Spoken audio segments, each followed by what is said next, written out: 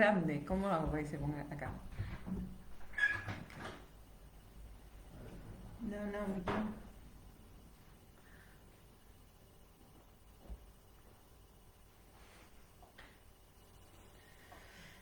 Bueno, hola a todos. Ahí tuvimos un problema con mi cámara, como siempre, siempre algo. Tengo una Mac, me tuve que poner en otra cámara, así que nada, estamos en una máquina prestada. Esperen que me fijo cómo se amplía esta cámara. Me veo rarísima porque tiene otra luz, pero bueno, no importa, lo vamos a hacer igual. A ver si logro amplificar esto. ¿No? Ok, bueno, mientras tanto voy. Hola, hola Sabri, ¿cómo estás? Perdón que se ve un poco rara la cámara, pero bueno, tuve que cambiar de computadora porque la mía no sé qué le pasó, le faltaba una actualización. Hola Ceci, ¿cómo están? Así que bueno, perdón que estamos un poco oscuros, pero no es mi computadora. Todo el tiempo está modificando los programas y tenemos que tener plasticidad para eso y para poder igual conectarnos. Así que voy a ir esperando que se vayan conectando. Gracias por haber estado. Acá tengo mi asistente. Dígame cómo se amplía la cámara, porque no sé acá. ¿Cómo hago para verlo más grande o no es posible? No tienen ni idea.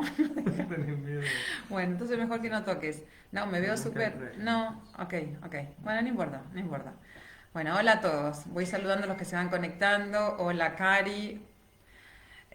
No, les decía que me veo rara porque hay poca luz, porque tuve que cambiar de computadora, porque cuando me quise conectar es estoy dando indicaciones, ¿vieron? Las mujeres hacemos 20 cosas a la vez. Bueno, la idea es hablar un poco hoy cómo rediseñar quiénes somos. Si bien la idea mía es contarles un poco lo que había traído para compartirles, la invitación es que igual puedan ustedes hacerme preguntas en la medida en que las pueda seguir leyendo, que las pueda ir leyendo. Obviamente las voy a ir contestando.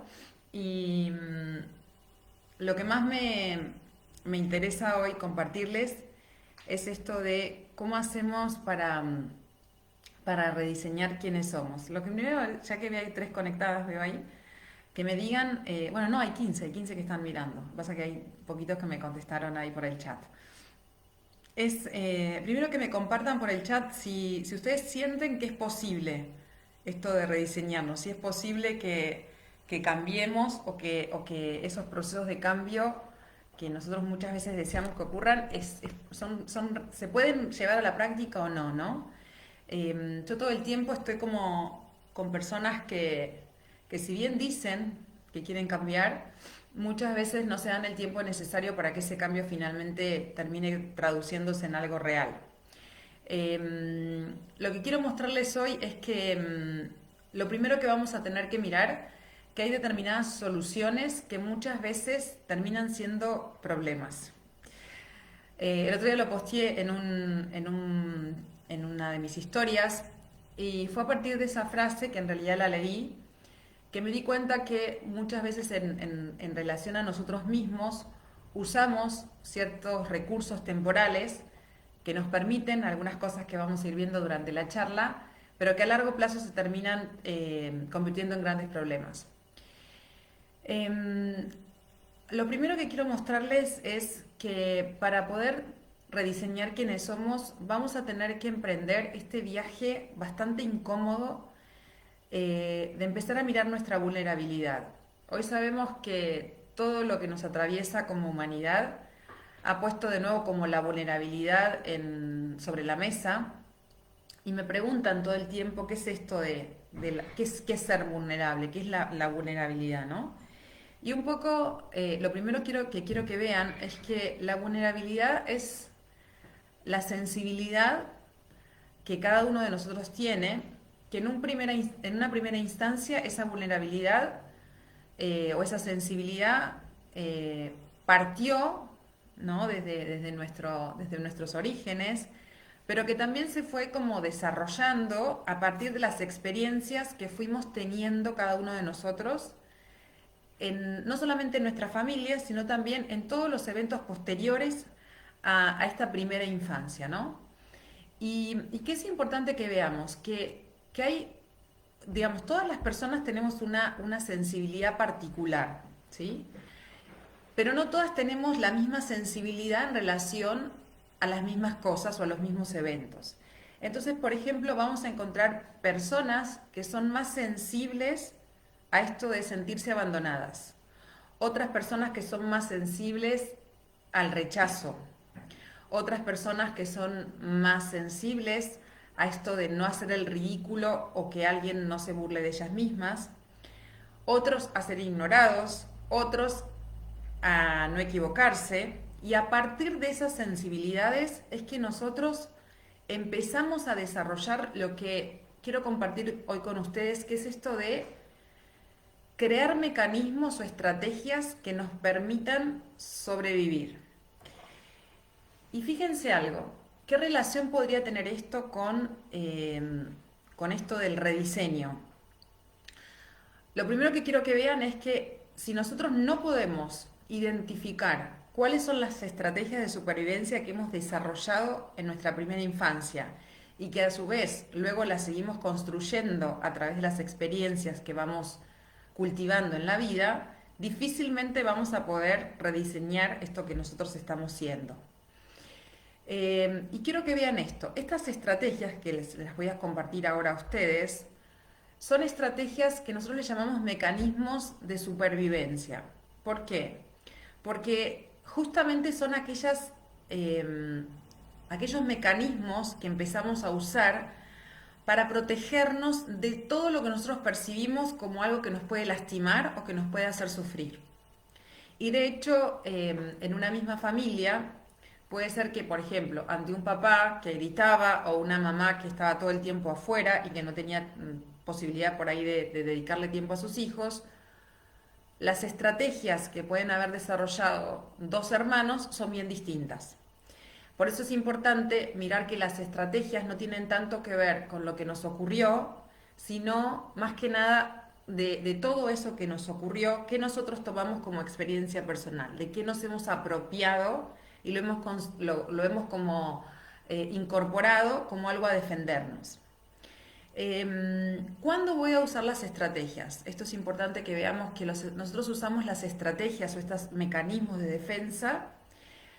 En algunos momentos las usamos para evitar o para prevenir cualquier situación que yo siento que me pueda hacer sufrir. Y en otra ocasión que también las usamos, es para eliminar rápidamente el sufrimiento que me provoca esto que apareció. Entonces, esa estrategia, que ahora les voy a poner un ejemplo, estas estrategias lo que hacemos es, las usamos para borrar momentáneamente ese malestar que nos provoca la situación que estamos viviendo. Y yo siempre me gusta como comparar, ahí veo un montón, bueno, ahora voy a ir chequeando porque como no estoy en mi computadora, estoy viendo por dónde tengo que ir. Ahí ponía que Sabri, que es inevitable no cambiar, las circunstancias te llevan a ser a veces de manera forzada, como en esta situación actual, y otras veces cambian por una necesidad interna de búsqueda, a mi modo de ver. Bueno, gracias por haber compartido. Pero fíjense una cosa, vamos a suponer una persona que tiene miedo a volar. Quiero mostrarles cómo las estrategias son píldoras que nosotros usamos para evitar salirnos de una situación que nos provoca sufrimiento. Por eso son estrategias por eso le llamamos estrategias de supervivencia. Vamos a suponer que una persona tiene miedo a volar. Entonces alguien le dice, no, pero si tenés miedo a volar, tomate esta píldora y vas a ver que vas a volar tranquilo. Entonces esa persona toma la píldora y se da cuenta que tiene un viaje placentero y que algo que le había generado miedo al principio, logra atravesarlo sin ningún tipo de contingencia. Entonces la siguiente vez que tiene que volar, ya no espera a ese malestar, se la toma por las dudas. No sea cosa que en el medio del vuelo sienta miedo y entonces preventivamente se toma la píldora. Después puede pasar que esa persona se sienta con esa misma sensación de inseguridad antes de ir a hablar con un jefe. Entonces también se toma la píldora. Y lo que hacemos es tomar las píldoras anticipadamente para evitar algo que me puede generar una incomodidad o un sufrimiento. Y es de esa misma manera actúan las estrategias. Por ejemplo, una persona, ahora vamos a ver cuáles son las estrategias que desarrollamos, que son 5, son distintas estrategias. Puede ser que una misma persona tenga varias de esas. Recién hace un ratito estábamos conversando cuáles eran las estrategias que habíamos desarrollado a lo largo de nuestra vida y cómo fueron cambiando y cómo fueron mutando, ¿no? Pero, por ejemplo, una persona que tiene muchísimo miedo a equivocarse, ¿sí? Habíamos dicho que una de las sensibilidades que desarrollamos era esto de equivocarnos. Entonces, ¿qué hace? Para no equivocarse, está todo el tiempo generando como una lista de tareas de las cuales, y controlando todo para que no olvidarse absolutamente nada, de manera tal de que no exista la posibilidad, o sea, vive como una super exigencia, para que no exista la posibilidad de descubrir que se equivocó. Entonces, lo que hace es sobrecargarse de exigencias para no sufrir esto de no sea cosa que me equivoque y tenga que hacerme cargo del sufrimiento que me provoca a mí equivocarme. ¿Sí? Bien, a ver si hay alguna pregunta, esperen porque mientras tanto voy, no sé bien cómo se maneja porque yo estoy acostumbrada al otro, pero vamos a ver si lo puedo subir y bajar, ahí estamos. Bien, si tienen alguna pregunta, mientras tanto me la van compartiendo. Bien, entonces, ¿cuáles son las estrategias que usamos y que nos impiden justamente, después vamos a ver qué relación tiene esto con esto del rediseño, ¿no? De cómo podemos cambiar? Una de las estrategias que desarrollamos justamente de supervivencia es la estrategia de la búsqueda de la aprobación. ¿Qué tipo de personalidad tiene una persona que tiene esta estrategia de supervivencia? La persona que busca la aprobación es una personalidad dependiente.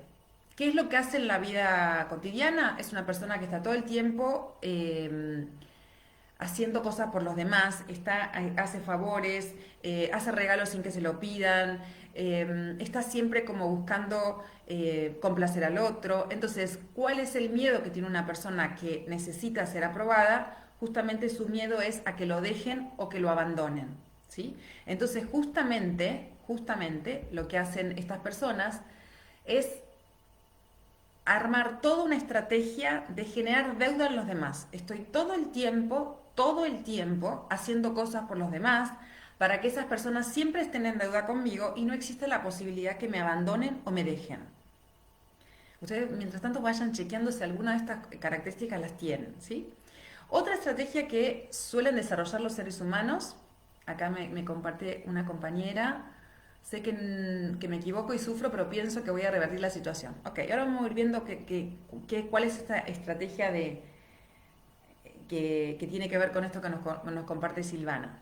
Otra estrategia es esto de pasar desapercibido. Una persona que quiere pasar desapercibido, lo que tiene muchísimo miedo es al rechazo. Entonces, ¿cómo hace para no sentirse rechazado? Se convierte casi en una persona invisible.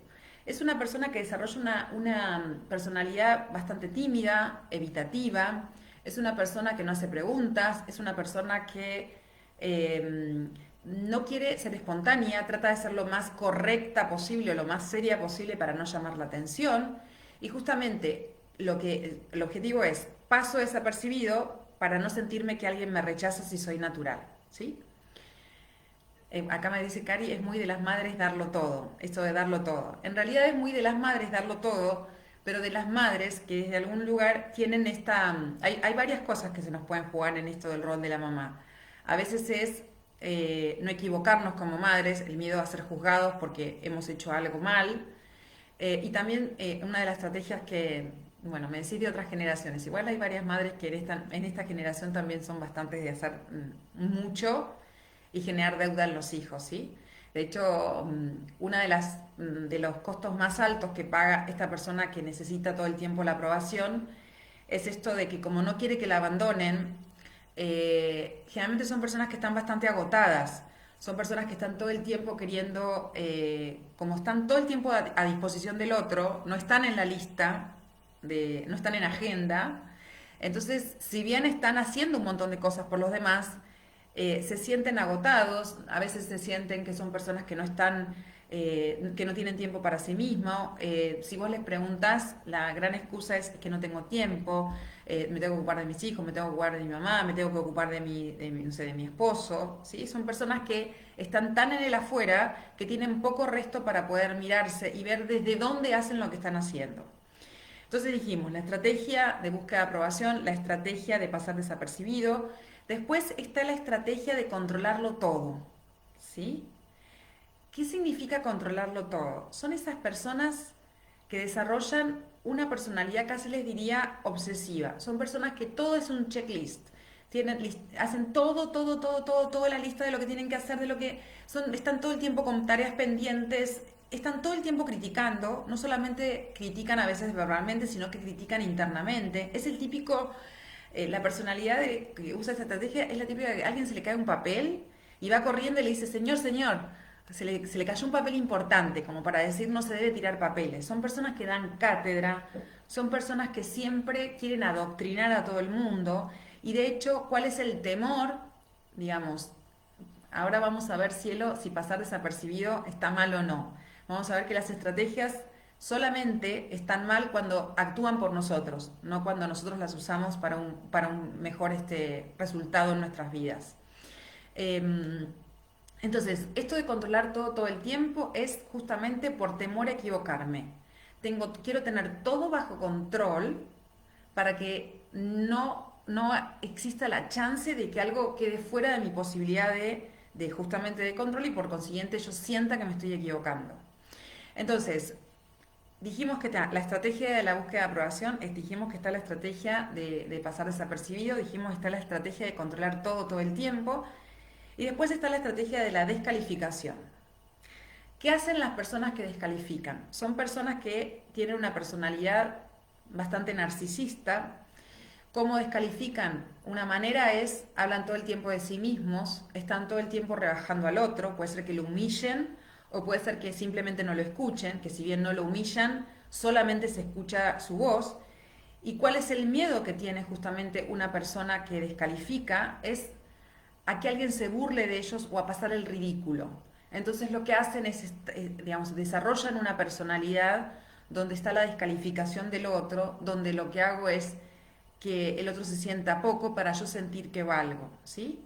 Y por último está la estrategia de llamar la atención. La estrategia de llamar la atención ocurre en aquellos casos donde la persona tiene mucho miedo a ser ignorado. Entonces, como no quiere ser ignorado, hace cualquier cosa para que lo miren.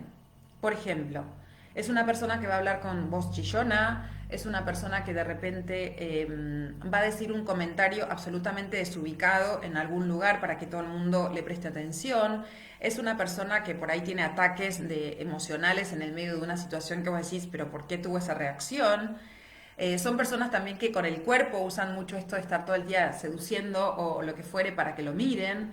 Entonces, ¿cuál es digamos, el objetivo de esta persona? Es que no me ignoren. Entonces, fíjense, a ver, acá me dicen, dejé todo por mis hijos, dicen, y generan culpa, soy la mejor, ¿cómo no me van a aceptar?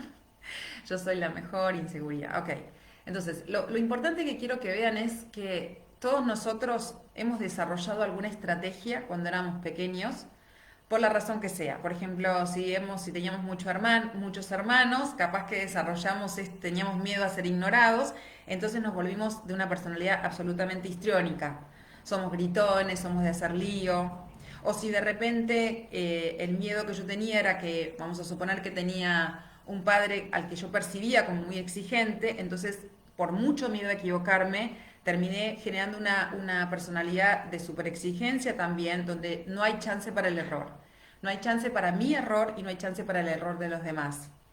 Entonces, acá me dicen, una persona así me genera mucho fastidio. No sé, Pau, ¿a qué te referís? ¿Cómo sería la persona que te genera ese fastidio?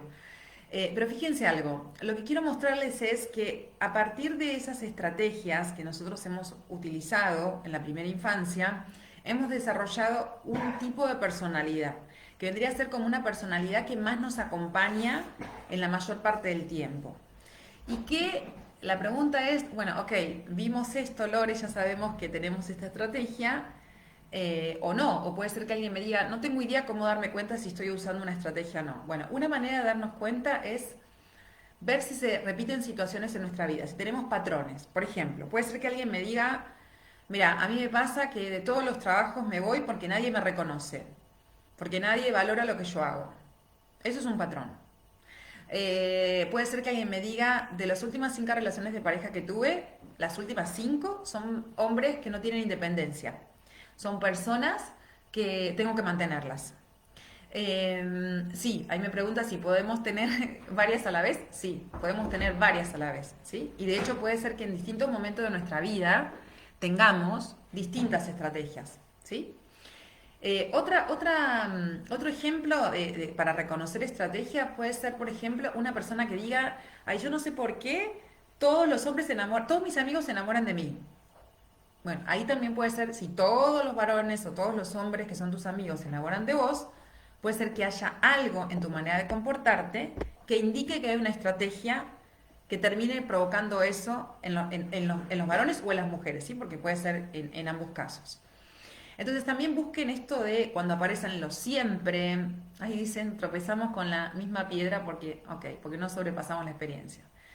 Bueno, entonces, cuando son cosas que se repiten, cuando nunca nadie, por ejemplo, hay una expresión bien típica de muchas personas, especialmente lo escucho en mujeres, no porque sea solo con mujeres, esto a mí nunca nadie me ayuda, o por ejemplo alguien que pueda decir siempre se burlan de mí, nunca me toman en serio. Entonces lo que yo quiero que empiecen a mirar que las estrategias las desarrollamos para lograr sobrevivir, ¿sí? Todo lo que hemos hecho en nuestra primera infancia fueron mecanismos, todo no, pero gran parte de lo que hemos hecho, fueron mecanismos para lograr no sufrir. O sea, esas estrategias o esos mecanismos los hemos usado para evitar el sufrimiento.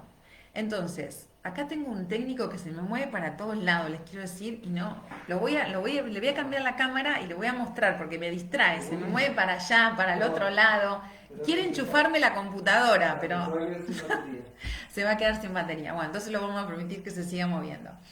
Entonces, ¿qué hacemos con estas estrategias? Y alguien me decía si es algo bueno o es algo malo. ¿Cuándo una estrategia es mala?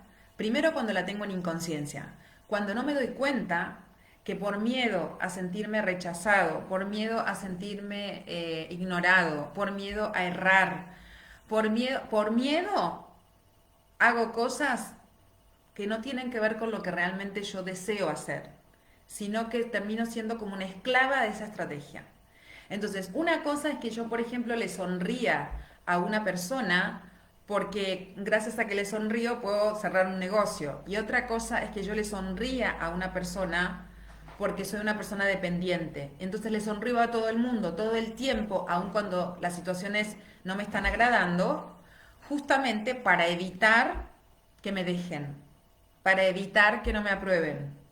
Entonces las estrategias son malas cuando actúan en automático, cuando nosotros no elegimos usarlas, cuando nos usan a nosotros, cuando son hábitos que están tan metidos en nuestro ADN que sin saber nosotros los llevamos a la acción.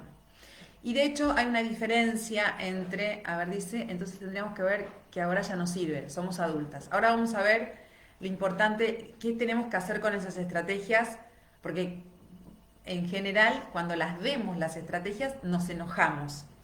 Pero yo al final sigo siendo la misma controladora de siempre, no logro, por ejemplo, dejar de hacer cosas por los demás, porque me da culpa. Entonces, lo que tenemos que ver, y lo vamos a ver al final, es cómo hacemos para que las estrategias actúen a nuestro favor y reconciliarnos con ese mecanismo que nos permitió durante mucho tiempo no sufrir, ¿sí? Y quiero mostrarles algo. Hay una diferencia muy grande porque a veces alguien dice, bueno, pero ¿cómo puedo saber si, por ejemplo, estoy haciendo algo por alguien, si eso no lo estoy haciendo desde la estrategia de la aprobación y no lo estoy haciendo porque soy bueno? Bueno, si bien la acción parece la misma, es bueno que nos preguntemos desde dónde la estamos haciendo. Por eso no es lo mismo ser ordenado que ser controlador. No es lo mismo ser prudente que ser tímido. No es lo mismo ser solidario, generoso y bueno a ser dependiente. No es lo mismo ser soñador o ser ambicioso a ser narcisista. Y no es lo mismo ser extrovertido que ser histriónico. Entonces, acá dice, todos tenemos un niño dentro, no lo matemos. Exacto, lo que quiero mostrarles es esto. Esas estrategias nos permitieron a nosotros evitar muchas situaciones de sufrimiento. De repente tal vez yo me volví fría en algún momento porque eso me permitió a mí sobrevivir en un hogar donde yo percibía que nadie me miraba. Entonces me desconecté de una cierta sensibilidad amorosa o me convertí en una persona más rígida y más fría para evitar sufrir. Y lo importante es que ahora como adulto puedo decidir integrar esa que fui y despedir esa estrategia. ¿Cómo sería esto? Es sentarme conmigo mismo y decir, ok, gracias, porque durante mucho tiempo mi control me permitió sentirme aprobada, sentirme amada y sentirme querida. Pero hoy no necesito más de esta que fui, porque ya hice todo lo necesario para tener recursos y salirme de esa necesidad de la aprobación en el afuera. Esto es lo más difícil y esto no lo podemos hacer solos. Lo más difícil es lograr integrar esa estrategia que usamos por necesidad digamos, a seguirla usando solamente en los casos en que nosotros queremos usarlos. Y les voy a dar un ejemplo bien personal. Otra cosa que me olvidé de decirles, las estrategias, ¿por qué las usamos? Porque borran momentáneamente el malestar. Por ejemplo, hay otras estrategias que se usan desde el externo. Por ejemplo, hay personas que consumen alcohol. El alcohol puede haber sido en algún momento una estrategia que yo utilicé, por ejemplo, si me sentía muy tímida, para poder ir a bailar y sentirme que era, no sé, una persona más alegre. El tema es que desde algún lugar después necesité de ese alcohol para sentirme una persona alegre. Lo mismo una persona que utiliza el alcohol o algún otro tipo de drogas para sentir o para sentirse con menos dolor. Vamos a suponer que en los momentos de soledad yo consumía alguna sustancia y me sentía de otra manera. Entonces, ¿cómo hacemos para reemplazar o poder sobrepasar ese espacio de soledad sin tener que utilizar esa estrategia? Que puede ser el alcohol, como puede ser otro tipo de adicción, porque por ejemplo una persona que vive compulsivamente haciendo cosas por los demás todo el tiempo por miedo a que lo dejen o por miedo a que lo rechacen, en realidad lo que tiene es dependencia de ese otro, pero no usa la estrategia digamos, desde un proceso auténtico e integrador. Acá me pregunta Julio, algunas personas usan la estrategia de gritarse cuando se les hace ver una realidad. Bueno, acá, Julio, vos que me conocés, sabemos que no hay una realidad. La realidad es un mix entre los hechos y cómo cada uno interpreta esos hechos. Entonces, la realidad siempre va a ser subjetiva. Entonces, lo que es real para mí tal vez no es real para Julio. Sí, como dice Silvana, todas las estrategias son mecanismos de defensa. Tienen un montón de nombres, entre esos mecanismos de defensa. Y la estrategia, que a veces puede ser un estupefaciente, es algo que momentáneamente, por eso empecé la charla diciéndoles que hay soluciones que terminan siendo problemas a largo plazo.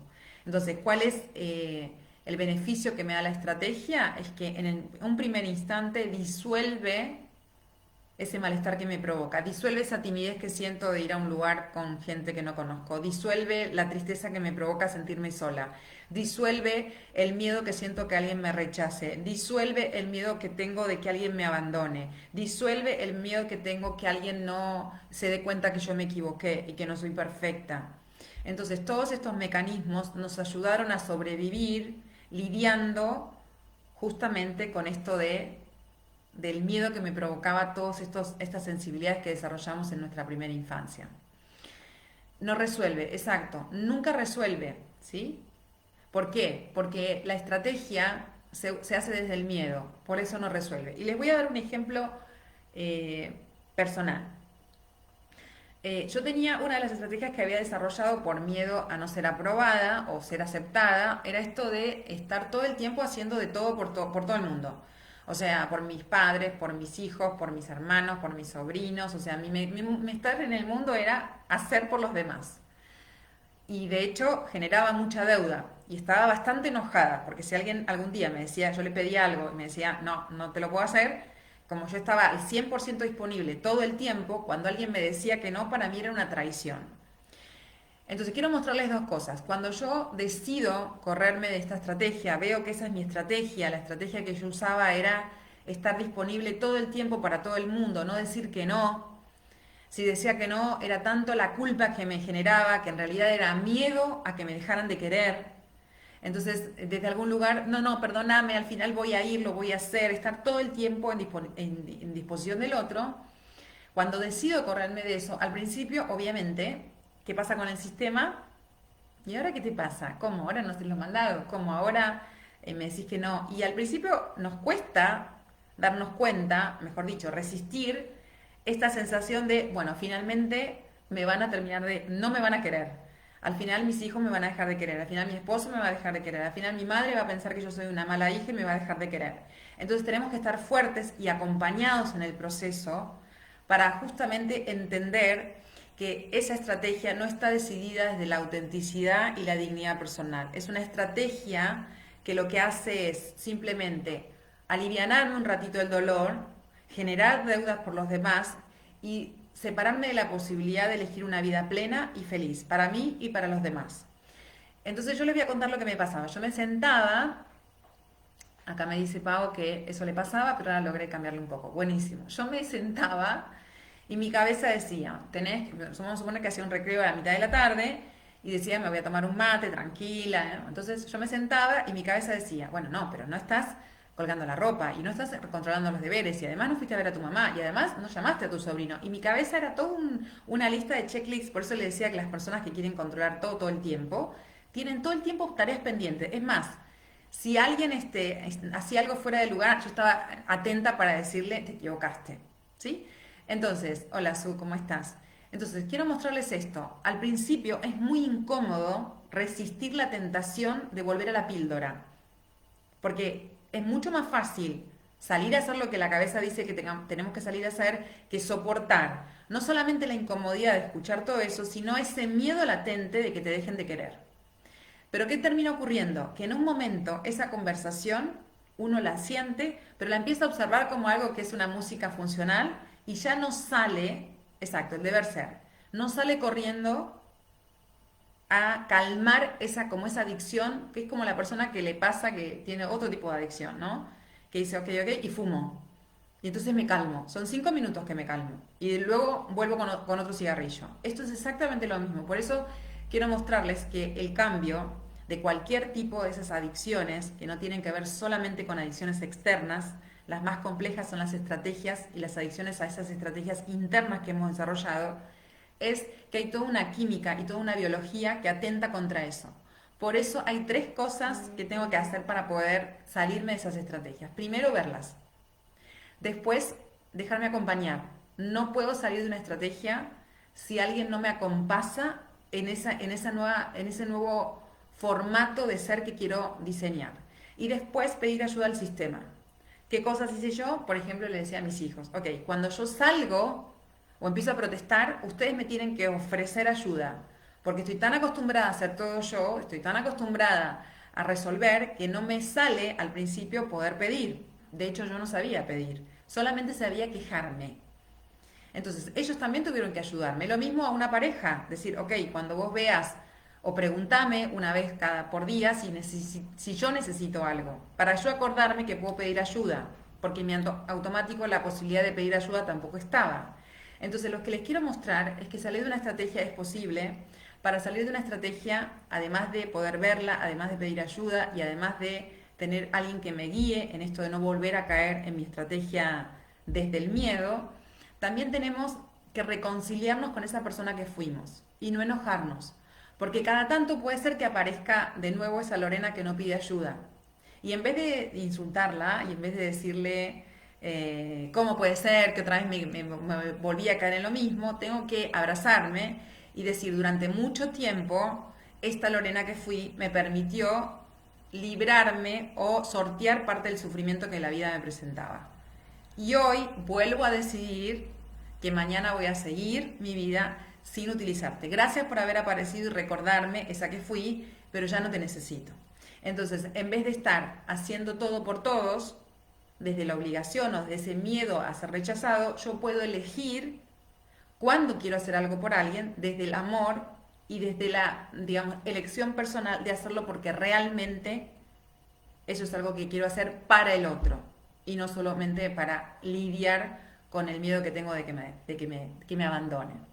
¿Sí? Entonces, ¿cuál es la invitación para todos? Es que vean esos patrones que ustedes tienen, que se repiten, si siempre se sienten rechazados, si siempre se sienten no reconocidos, si siempre están agotados, si siempre sienten que hay alguien que se burla de ustedes o si siempre están haciendo todo por todos y se sienten agotados, seguramente hay alguna estrategia que hay que trabajar. Elijan trabajar sus estrategias con alguien amoroso que los acompañe. Elijan pedir ayuda a sus sistemas. Si la estrategia la desarrollo más en el trabajo, tengo que pedir ayuda en el trabajo. Si la estrategia la desarrollo más en casa, tengo que pedir mayor colaboración en casa. Si la estrategia la desarrollo con mi pareja, también tengo que pedir ayuda a mi pareja.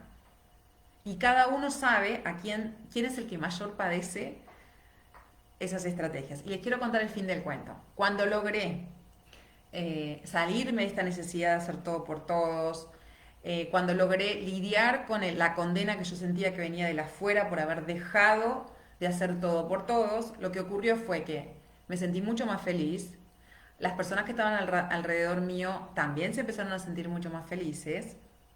Y la realidad es que tanto unos como otros aprendimos, ambos, que las relaciones también se construyen de a dos. Donde si yo desarrollé algo por miedo a sufrir, vos me tenés que ayudar y yo también te puedo ayudar a vos en que se articules tu propia, por ejemplo, una persona que, en mi casa, por ejemplo, mis hijos habían desarrollado esto de tal vez no ser proactivos, de no sentir que ellos podían, porque también les hacemos pagar costos, ¿no? Si yo hago todo vamos a poner por Silvana, hago todo por Silvana, Silvana en algún momento va a pensar que ya no sabe y no puede hacer todo lo que yo hago, ¿sí? Acá me dice Silvana, siento culpa cuando hago algo para molestar al otro, si no, no siento culpa. Ok, fíjense una cosa, la culpa es una emoción que a mí me trajo mucho aprendizaje. De hecho, la culpa es una de las emociones que mayor mala prensa tiene. Y todas las emociones no son ni buenas ni malas, todas las emociones nos traen información. ¿Cuál es la información que me trae la culpa? Hay una regla interna o de mi código moral que yo transgredí. Por eso siento culpa. Es un llamado, una alerta, una luz roja. Lo importante es ver cuál es la regla que transgredí y ver si esa regla la quiero mantener hoy. Por ejemplo, vamos a suponer que yo sentía culpa cuando me iba a trabajar, porque dejaba a mis hijos. Entonces, la regla interna que yo tenía era, para ser buena madre tienes que estar las 24 horas con tus hijos. Entonces lo que hice fue ponerle signo de interrogación. Para ser buena madre, ¿tengo que estar las 24 horas con mis hijos? ¿O ser buena madre puede ser estar menos horas y en mejor estado de ánimo? Entonces en un momento empecé a cuestionar esa norma que me emitía la culpa y me di cuenta que no quería conservar hola Maxi, no quería conservar esa regla tal cual estaba. Entonces, la culpa es una emoción que si bien tiene mala prensa, es la única emoción que me permite reparar algo que yo siento que debía haber hecho de una manera diferente. Porque, por ejemplo, si yo siento culpa porque le dije a mi madre que la iba a pasar a buscar a las 7 y no la pasé a buscar, puede ser que ella se haya enojado o ella se haya sentido mal y esa culpa me permite a mí decir, ok, ma, te pido disculpas, la realidad es que se me pasó, no me di cuenta, no me acordé, pero me permite estar atento a reparar aquellas normas que sí quiero conservar. Entonces, acuérdense, esto también quiero que se lo lleven como un aprendizaje, que las emociones nunca son buenas y malas, ¿sí? Las emociones siempre nos traen información, las emociones siempre nos permiten conocer sobre cómo estamos, qué estamos decidiendo hacer, qué cosas queremos reparar en nosotros y en los demás, pero nunca hay emociones que nos pueden cerrar posibilidades. La tristeza no me cierra posibilidades, el enojo no me cierra posibilidades, la culpa no me cierra posibilidades, excepto que yo así lo determine. De hecho, el enojo es una emoción que es la única emoción que me permite declarar un basta. Si yo no siento enojo por algo que me está doliendo o molestando, seguramente me voy a quedar en una situación de por vida. A veces siento enojo, igual me quedo, ¿no? Pero el enojo es una de las emociones que más nos sirven, por ejemplo, para irnos de un lugar donde sentimos que no queremos estar más. Y sin embargo, bueno, de hecho, en nuestra sociedad está más permitido el enojo que la tristeza, porque es como que estamos acostumbrados a ver enojados, pero no estamos acostumbrados a ver. ¿Vieron cuando vemos a alguien triste, enseguida le queremos enchufar algo para que se ponga contento? como si la tristeza fuera algo malo. Es algo malo en la medida en que nosotros estemos todo el tiempo tristes, pero la tristeza también viene para drenar algunas pérdidas y es necesario evitarlas. Si no las evitamos al principio, en algún momento las vamos a drenar. Bueno, y por último, invitarlos ya la semana que viene, el martes que viene, vamos a empezar con el taller de exigencia. La idea es que aprendan los que tienen esto de querer controlar todo el tiempo, de que tengan toda una lista de tareas como si la vida fuera solamente hacer un montón de cosas, que puedan ver que hay una diferencia entre ser exigentes y ser excelentes. La propuesta es justamente aprender a elegir excelencia en nuestras vidas y aprender a mirar que en las relaciones, en cualquier relación que nosotros tengamos, primero tenemos que mirar la relación con nosotros. No es posible mejorar en el afuera lo que no hemos sanado en el adentro.